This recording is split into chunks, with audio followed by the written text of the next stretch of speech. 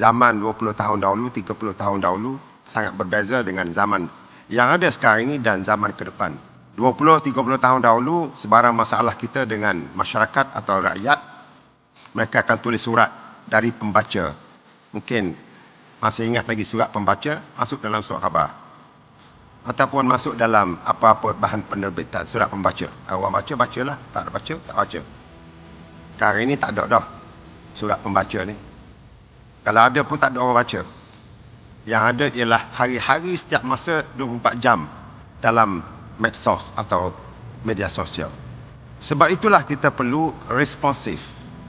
Responsif bukan makna mesti kita jawab semua segala apa yang di hadapan kita yang dibangkitkan dalam medsos ini.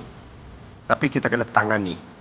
Kerana di sana sudah tentu ianya bercampur baur dengan perkara yang benar dan perkara yang salah, perkara yang fake, perkara yang palsu dan perkara yang benar atau teguran-teguran atau kritikan-kritikan daripada masyarakat.